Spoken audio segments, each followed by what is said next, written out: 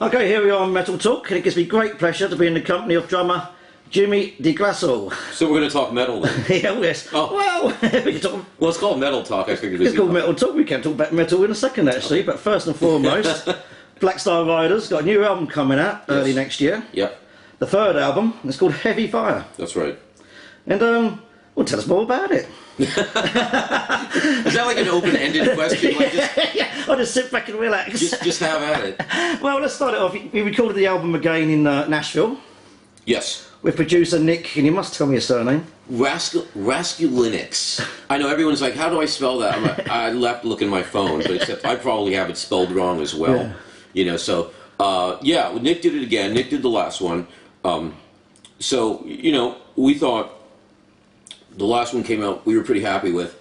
So we thought we'd use Nick again. So he's sort of he's like the sixth Black Star writer now. You know what I mean? He's pretty entwined into our camp, and he's obviously, his credentials speak for themselves. I mean, he's got a pretty impressive resume, and he does great records. You know, that's really the key here. I mean, everything he does is great, and he really, the thing with Nick is he's really got his pulse.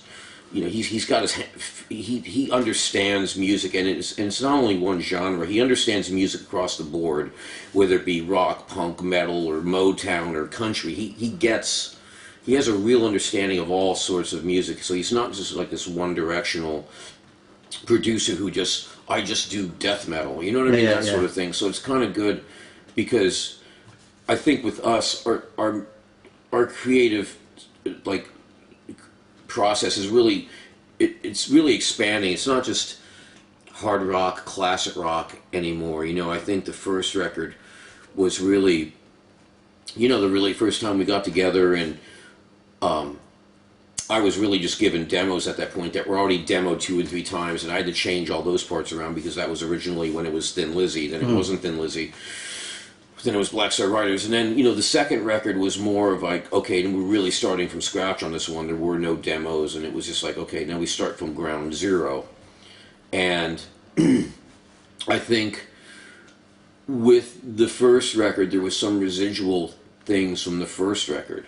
Now with this record, because we've been away so long, you know, we took an entire year off, which I think was a good thing. Now, this sort of started at a whole different place than, you know, the first two, you know, as far as the creative process and the sounds and what we were looking for as far as where we wanted to go, as opposed to just doing you know what I mean? Where you're like, okay, well, you know what this record's going to sound like, you know the second record's going to sound like, you know what the third record, and I think with this third record, it went somewhere else. I honestly didn't see it going as far as what you would have thought we were going to do, which is good.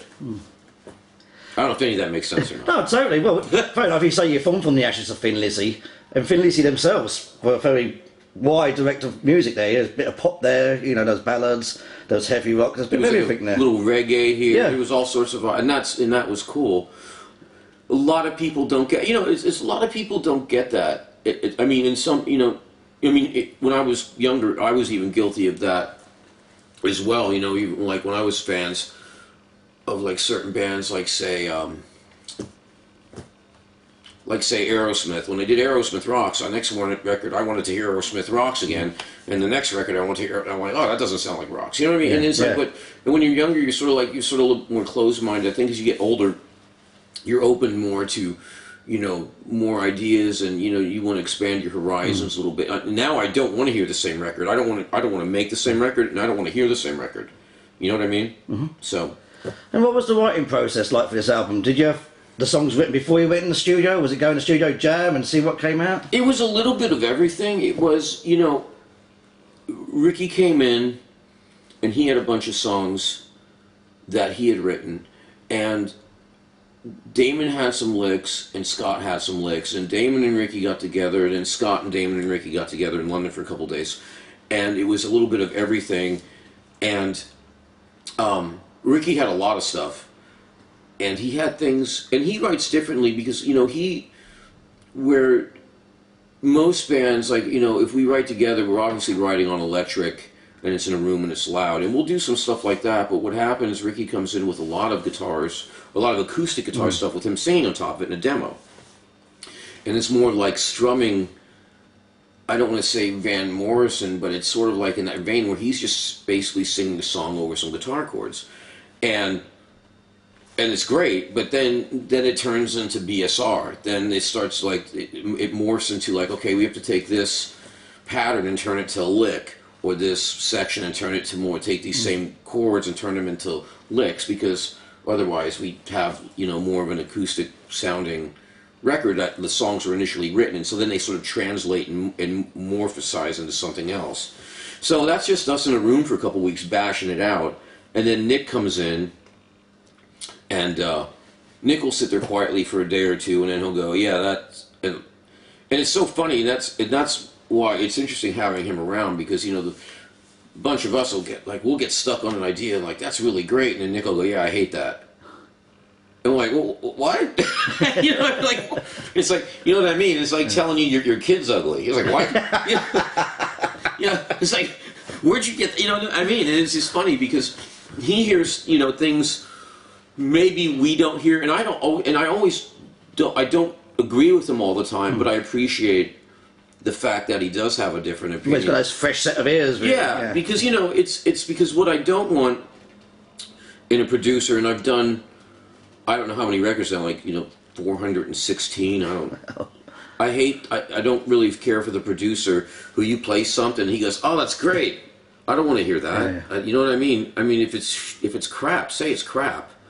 I mean, we're big boys, we can take it. So I want some, you know what I mean? We're all trying to make the best possible record we can, so I don't want a producer that comes in and tells us how cool we are, because I don't need that. And was it like a happy album to record? The chemistry there between the whole band? Yeah, it was. You know what? It was. Yeah, it was. The vibe was really good. Because we'd been away from each other, and for a while, and it was weird at first because we hadn't played together in something like 9 or 10 months, which for us is a long time. And even after a couple of days of playing, we were in a rehearsal space in Nashville, and Nick goes, you know what, you guys need to go out someplace else and just bash out songs for a while, like really play hard, like loud. So we went out to his studio setup, and then just like really playing loud and turning everything up really loud and playing together and sort of getting, and even playing a few old songs to mess around.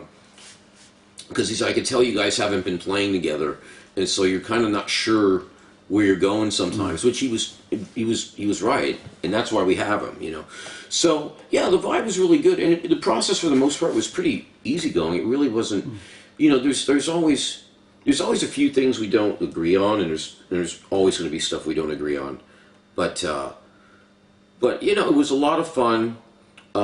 It seems the mosquitoes got bigger, I think, down there than last time. It's like Nashville in August is freaking hot, But no, it was cool. It was a lot of we did a lot of hanging out. We went to I remember the first night we got there, Ricky picked me up from the airport, and we went to like the dirtiest bar I've ever been in. You know what I mean? Like, I'm like, is this place even allowed to be open? A good place for inspiration.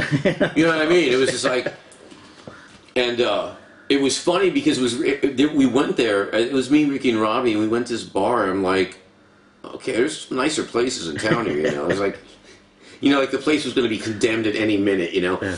And we went into this bar, and they only had a beer license. I'm like, I've never even heard of that before in America. Like, yeah, we only have beer. Like, how is that possible? How can you have a bar and only have beer? And there was some band playing, and and they didn't know who we were or anything. And they started talking to us, and they're like, I'm like, we're on tour. And I said, I said, yeah, we're from Texas. We just do the stuff in the van, and we're driving around the bars in the country and seeing if we could play.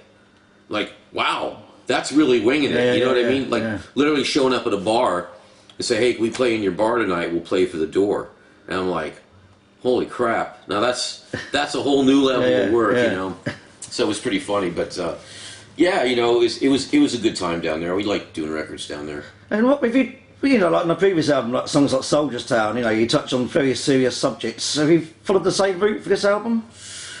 You know, obviously there's a few songs where we touch on, you know, especially the heaviness of the times, like Heavy Fire, and there's a couple, you know, and then there's, you know, the dark ballad here. But I thought there wasn't a conscious effort. I think it was almost an effort to get away from that a little bit. Mm-hmm. You know, of course I can't really speak for Ricky. I mean, he prides himself. Well, he sings from the heart, yeah. Yeah, he just sings what's going. Well, you know, it's funny because we were talking about that, and he's very astute. I mean, he's like me. You know, he gets up every morning. He's looking on the internet. He's reading the news. He's reading the paper, and there's a lot of crap going on around us right now. And you know, that's why the whole Heavy Fire thing came down. You know, he was telling me what, you know, obviously what all the stuff he'd been like reading and experiencing. I said, no, I get what you're talking about with this stuff. I mean, you know, we don't really make like I said, he writes the lyrics, and I'm cool with that because I don't want to write them. and he's much better at it than certainly I am. And but you know, it's this stuff around us in our everyday lives, and there's a lot of stuff going on right now that's a little, you know, I don't want to say negative, but it can be certainly unnerving and a little bit overwhelming at times. Yeah. You know, and so I thought he did a brilliant job on the lyrics. You know, and he writes a lot of them. You know, that's the one thing I always, you know, with him, it's much more than a lot of the other people I work with. He puts every line he writes has an importance and a meaning. Where, you know, there's lyrics where a line might be like a whoa here and a yeah there. I mean, he squeezes as many syllables sometimes into a line that he can fit. And that's why when we play live, I've got to really watch the tempos, because if I play anything a little bit too fast, he can't possibly enunciate all the words he's actually put in these songs. So maybe, you know, so if I really want to piss him off, I'll play everything fast, you know. So, you know, I mean, for example, I came into London the other day, and I came into Heathrow, and I got really hassled coming into the country for the first time in 31 years. Like, they were, I was like... By security, you mean, yeah? Security, American... I thought we were friends. I don't know what's going on. I mean, like, they, like, literally interrogated me about why I was here. And I said, I'm coming here to do press. And he's like, why are you doing press? Well, we have to do press. Why do you have to do press? Because it helps promote... Yeah, I mean, it was really bizarre. Not like I've ever... You know, I usually come into Heathrow and everyone says, hey, I've got the last record. Loved it. I saw you guys at Wembley. Cool, thanks. Not this time. Yeah. I was kind of surprised. So that's a change other times with the whole, you know, getting out of the EU and, you know, whatever, in politics in America and everything going on around us right now. And how many songs did you write for the album? Was there songs left over? Was it a big writing? Yeah, you know what? There were songs. There was a lot of stuff.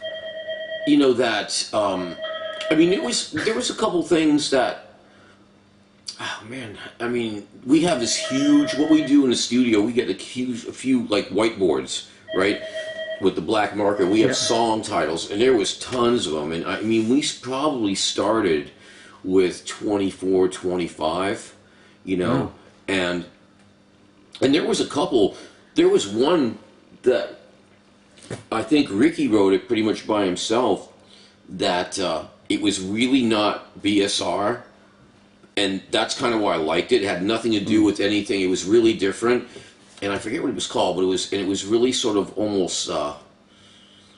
I don't know if I want to say punk rock, but I just liked it. Anyway, I thought, oh, this is brilliant. And here again, I went to battle with Nick on this. It just was like, it's too not what you guys have been doing. I'm like, well, that's why I like it.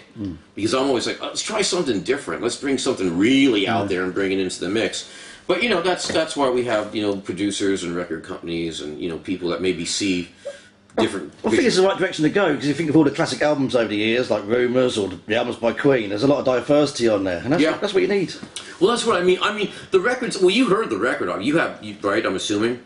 Not yet. Oh, you have... This is a big secret, this album at the moment. Oh, no, okay, now I get it. Because all right, the links are just going out, I guess. Yeah. Okay, no, that's right. I talked to our management about this. He goes, we're doing... This is early press, because we don't even have the...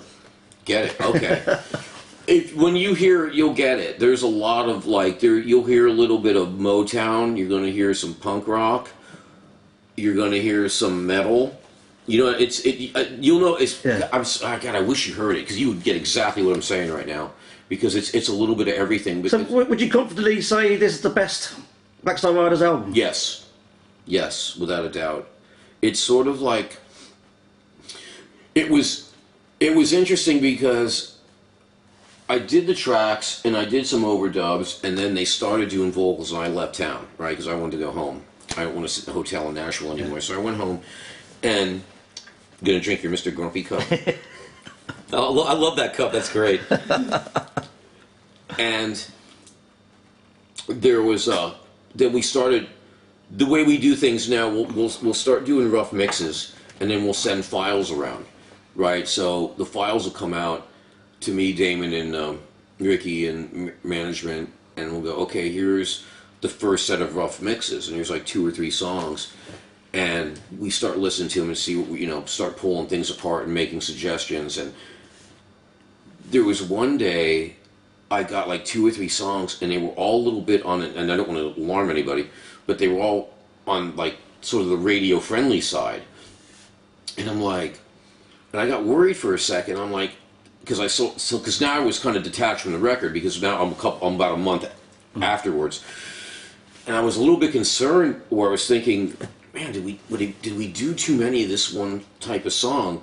And then the next day, all the heavy songs showed up. Well, I'm like, oh, like, okay, we're okay. You know what I mean? So and then the next day, the next batch of songs, which were totally different than the first 2. So the record is definitely the most diverse thing we've done, and we hope people like it. Like I said, we couldn't make Killer Instinct again, or we couldn't make All Hell Breaks Loose again. You know what I mean? We just can't. I don't. It's like when I go back and look at all my favorite records, you can't write the songs you were writing when you were 20, and you can't write the songs you were writing when you were 30. You know what I mean? It's just it's really where you're at in your life, and from a creative process.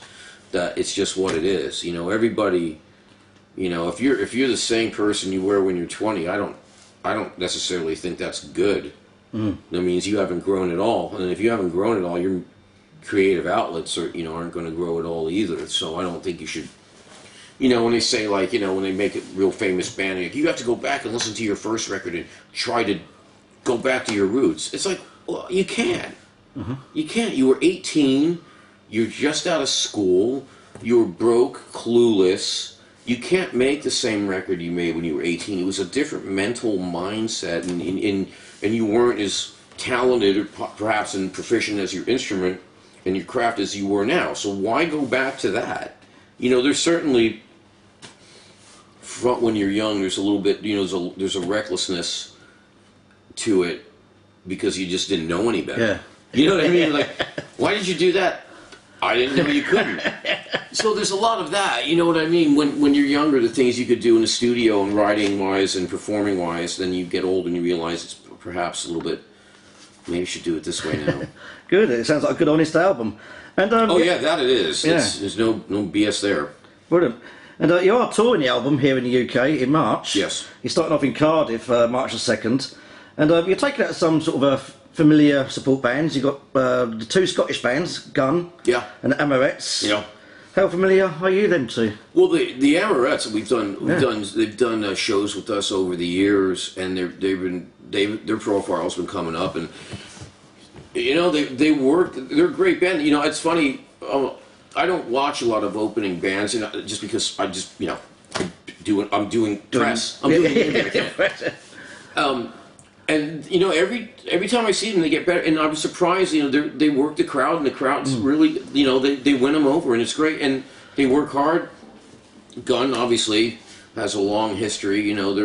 I'm not super familiar with them, but I know Ricky is, and we were talking about how great of a package this is going to be. So I'm looking forward to hearing them. So you've always got the Backyard Babies joining you as well. Yeah, 8th, right. The So band. they've been doing quite well. So I think it's going to be a really good package. I mean, that's the one thing. We try to put together something. I mean, the last tour was with Europe. It was, us. It was Europe and us, and you know. And here in the UK it was Def Leppard, Whitesnake. Right. Yeah. I mean, yeah, we've been. You've got to, people work hard for their money. You've got to give them some bang for the pound. Yeah. So, I thought it was a great package when it was coming up, and we've got some plans for next summer. And actually, next year it'll be your 5th year as a member of Black Star Riders. I believe it's the longest time you've been in a band. No, that's not true. so correct me then, please. Let me say, I don't. You know what? I don't know anymore because it's been so many. I'm so old now. I know you've spent a lot of time with Alice Cooper, but a year here and a year there. Well, yeah. I mean, oh God, no. I probably think the longest was Y&T. Of course, yeah. Because that was from '86. And then we broke up for a year. You did the albums Contagious, I think musically incorrect. That's right. We did Contagious 10. Oh yeah. And then the live record. Then we broke up for a year and didn't do anything. Then we got back together, I think, in '92. Yeah. Started doing some more shows. Then we did 2 more records. And then I played the last show with them was in '98. So that was 12 years. So, but we broke up in the middle. Yeah. So I don't know if that counts anymore. Yeah, Alice Cooper. Well, you just got to stay with Black Star Riders for another 7 years to break that now. Yeah, no, just out of spite. I'll stay with them just out of spite. No, it's well, the thing was, it's like it looks odd with me when you look back with the different bands I've been with. I never quit a band, and I never got fired from a band. It's just like bands would go their own way. Like, for example, like when IT broke up for a year. I'm like, okay. Yeah. And I just went, and then I went and joined, like, I was playing with, I went and did session work, and then I played, did some stuff with Alice Cooper, with, like, Wayne's World. And then I joined Suicidal Tendencies. Yeah. Right when they got back together. So they basically, YT had to work around my schedule with Suicidal. And then Suicidal broke up in '95 or '96 because Mike quit the band. It's like I have no control over that. So he quit, and then I went back to Alice Cooper. And then from Alice Cooper, I went to Megadeth. Yeah. And then in 2002, 2003, then the singer quit the band. So I had no control over that either. I'll say it's a massive long list of artists you've played with over the years, and some surprising ones like Mama's Boys, Lita Ford, Ozzy Osbourne. Yeah. You demoed for the Ultimate Sin album. I just ran into John McManus last night. Oh, right, yeah. I love being over here. You know who you're running into. It's great to see. I haven't seen him in a couple of years, so I ran into him. Yeah, he's looking good. Yeah, he recently did a gig with Fastway. Right, that's what he said. That's right. Yeah, awesome. Well, so here's a long list. Suicidal Tendencies, Alice, Megadeth, David Lee Roth, Ministry, Dokken, Rat. Same with David Lee Roth. He went back to Van Halen. I had no control over that. I mean, it's like I played with him for a couple of years. You do seem to be the man in demand. It's like if there's an emergency, who are we going to call? Let's call Jimmy. It's almost like in the phone book when you'd start your business and you call it AAA Plumbing because it's the first thing listed in the phone book. I should have called by it's a AAA Drumming or something like that. So it's like, well, let's. The first thing you see is like AAA drums. Let's call that guy. I don't know. You know what? Who's taught you the most? Oh, that's a good question. You know what? I try to take good from every situation. Yeah. No, listen. You know what? It's been. I certainly wouldn't want to go back and relive some of the crap I've been through with some of these people. And some of it has been crap. I think I could guess at something. Sure, you don't have to... Listen, even with the bad, there's been good. Yeah. You know what I mean? There always is. It's like any relationship or any business. Your business is up, your business is down. And you know what? I learned a lot from, like, everybody. You know what I mean? It's like, they all were... You'd be surprised, like, the people you think don't have a pulse on what's going on, they're very intuitive of what's going on around them. Some of the people I played with, like when I was with David Lee Roth or so, he could hear, you think Dave's like party guy. Dave could hear any bad note on stage and remember it. And later he'll go, hey, I heard a bad note. Or I think I heard a flat vocal in the second chorus of the fourth song. And I'm like, I didn't hear any of that, but he hears everything that you play up there. And you wouldn't think that by his persona, but he's like, let's go over vocals tomorrow or something like that, or let's do that at sound check just to clean it up. So so people like that, I think many fans worldwide would associate you with your time in Megadeth. Was that an enjoyable experience for you? Yeah, it was. I mean, there was definitely some not good things about it, and which I'm not going to go into because I don't believe in. I just don't believe in slinging mud. It's just utterly pointless. Yeah. But no, it was a great experience. It was like we did a lot of great shows. We did Woodstock.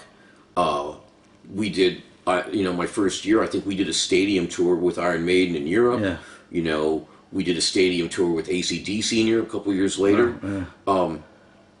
No, there's a lot of great stuff to it. It was difficult at times, but I tried to take the positive away from it. I made a couple good records. It was the live record I thought was really good. The what was it? I don't remember anymore. Live Reckoning or Rude Awakening. Rude Awakening. Yeah, close. Yeah. Rude Awakening. So that came out of it. So it was all good. And obviously it's an interesting situation. It's got a lot of evolving members, but that's just what it is. Have you ever received a phone call from an established act and you've had to turn them down? Yes. You know? No. No, I honestly, there was a couple years where I just had my daughter and I didn't really want to tour anymore, and I just didn't want to tour. And you got your drum shop as well. You had a drum shop. I had a drum shop for a long time. There's still a semblance of it. We just do online, but that's the way most retail business is going now. It's going more to internet versus brick and mortar because it's just the way of the way of the world now. There's very few. It's hard. I don't know. Probably over here as well. It's much easier to do internet sales than it is. I think it's going the same way here for the music shops as well. I think I've heard a lot of the music stores here have closed down. Yeah. Same thing. They're all going to internet because it's just a different time. There was like 3 years. I think it was 3 or 4 years. I didn't play with anybody because I honestly didn't want to because I wanted to stay home. Because you have to remember I'd been on the road since the mid '80s, late '80s. So it'd been like a lot of years just touring, and it was once like I said my daughter showed up. It was I just wanted to hang out and start because I have some other businesses as well. So it was just time to do something different. And I think the call that got me out again. I think David Lee Roth called. Yeah. And I think he called and something about that because I was a big Van Halen fan. I'm like, okay, that I'm ready to do. Yeah. And then shortly after, excuse me, Montrose called. Ronnie Montrose called me, who I knew for 10, 15 years anyway. Obviously, a big name in the States. Right, and America is probably more mainstream, especially regionally. But the first two Montrose records were pretty legendary. Yeah. So I was playing with Montrose and Dave at the same time. Have you done any work? Like say you played with all these big, massive, heavy rock acts. Have you done anything outside that field, like commercials or session work? Yeah, I've done session work. I've done like back in the '80s, right when I moved to LA. I did some things, like commercials. Like I don't even there was a lot of times you don't even know what they're for. You just would literally play like this is before Pro Tools, Pro Tools, and all the stuff they have now. The software you would literally just record like a 30-second segment. And it could be very generic sounding, and it could have been a Levi's or a Taco Bell. We never knew. I was like, I need you to come in here and keep a beat and do like 2 fills and then a break and then out. Yeah. Like, okay. And that was what session work was back then. And there was I did a few of those. God, what else did I do? It was a lot of, I've ghosted on a few records for people where I'm on the records maybe as opposed to the regular drummer. Yeah. And some other, I'm trying to think some other things. I mean, there's things I've forgotten. Like there was one time we were in South America years ago, and I was in the bathroom. I was like drying my hair or something, and I had MTV Brazil or something was on, and there was this like song playing in the background. I remember because I was drying my hair, and I'm like, and it had this like sort of funky metal lick over a double bass drum thing, and I'm like, oh, that's pretty cool. Like, I'm like, oh, dude, I'm like listening to it. I'm listening to it. I'm like, and and they were singing in like a Portuguese, I believe, so I couldn't understand the words, and I was listening, like, man, that's a really cool riff. I like that. I like that. It's kind of like a cool drum beat underneath it. And I went out and I looked at the TV, and you know when they put the name of the band, it was this band called Animal. And I realized I played on the record, and I'm like, oh, that's no wonder. I seriously didn't know it was me. I thought that was so funny. I'm like, you know, the first drum I was spoken to is under. You know what I mean? I was just like, it's pretty cool. Oh, that was me. You know, but it was a really cool lick. I did that record. Just before I wound up his interview, going back to Black Star Riders, what was the first songs you auditioned with the band? Well, there was no. I didn't audition. I mean, at this point, I don't audition. It's just like if you know, go on YouTube. You like the way I play, or you don't. It's real simple, and that's the great thing about YouTube and internet. It's like, listen, it's just what it is. It's like, you know, it's almost like buying a car now. You don't really have to go to the dealer and drive it. You can just go read the reviews and look at the video clip on YouTube, and you want to buy it or not. And also, they were formed from the ashes of Thin Lizzy. Were you a big Thin Lizzy fan yourself? Yes. Yeah, sure. I don't know anybody who really wasn't. You know what I mean? Did you see Thin Lizzy live? No. Never saw the real Thin Lizzy. I mean, that was. I remember because I grew up in Pennsylvania, and they would come around, and I think I was too young because I grew up about an hour from Philadelphia, where they used to play the Tower Theater or the Spectrum. You know, they would be there on their own, or they'd be there with Queen or someone like that, and I was too young to get down there. And you know, unfortunately, I was the same. I saw him with Phil Lynott as Grand Slam, and not Thin Lizzy, so I missed that as well. Yeah, see, you know, because like it was just like right when I was getting into that, and it was just because I came from sort of a small town. But you know, but growing up there, it was funny. I did see some pretty cool shows. Like I saw, because I grew up in this place called Bethlehem. I saw the first show Ozzy did with Bernie Torme. Oh wow! After Randy Rhoads had passed in the plane crash. One of about 4 shows he did with Bernie. Yeah, so that was like the first show they did. It was at this place called Stabler Arena at Lehigh University.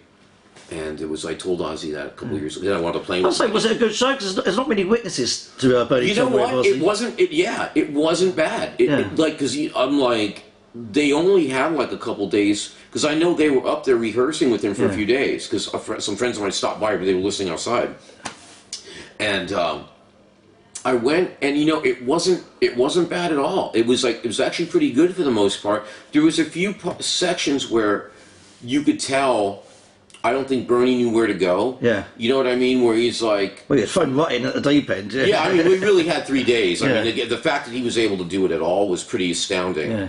And I was put in the same boat with a couple bands, too, so I know the feeling now. You have 3 days to learn the entire set, and there's no sound check or rehearsal. Yeah. Oh, good, you know, good times.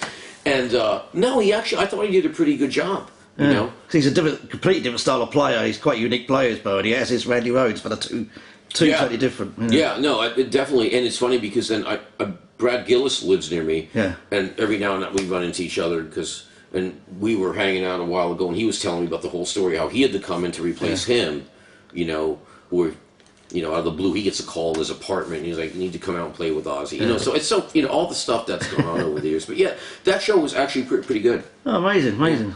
Yeah, I am. I'm only one of the few people that probably saw that. Well, thank you for sharing that with us. Unfortunately, you've got many other people to talk to today, because I know you're a busy man. The album Black Star Riders is Heavy Fire.